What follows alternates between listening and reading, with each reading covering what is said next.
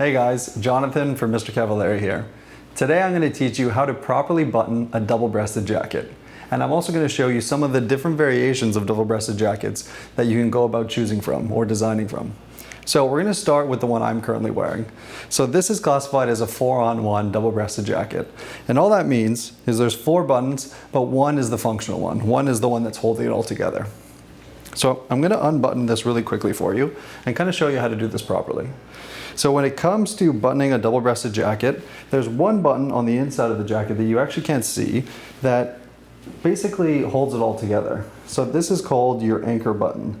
And basically what this does is, I'll show you actually really quickly. So if I button this double-breasted jacket without buttoning the anchor button, what can happen over time is this piece can slowly slide out, and then you have this almost this weird ripple of fabric, right? Because basically the other side is not being anchored by anything, right? So what you want to do is you want to go about buttoning this inside button to this inside hole, right? This is kind of almost a little bit counterintuitive because it's kind of going on the inside of your jacket, right? So you almost have to do it the opposite way, right? So this goes in here, and then you can kind of go about buttoning this up. Right, so that's a 4-on-1 double-breasted jacket. Moving on to a 2-on-1 double-breasted jacket. This is an option that's great for formal occasions. Great for black tie parties, great for your wedding, but also good if you just want to kind of clean up the silhouette a little bit and you don't want as many buttons as you would find on some other double-breasted jackets. So same rule applies here. On the inside of this, you will have an anchor button. You definitely want to button that up and then button this guy as well. And it just keeps it really clean, really sharp. When you're standing as well, you do want to keep it pretty buttoned, because if you don't, a double-breasted jacket will kind of hang off the body a little bit, right? So if you really want kind of like a chiseled silhouette, buttoning this up while you're standing will go a long way.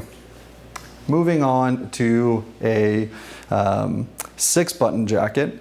This is a 6-on-1 double-breasted jacket. And basically what that means, 6 buttons, and then you go about buttoning on the last button on this guy, right?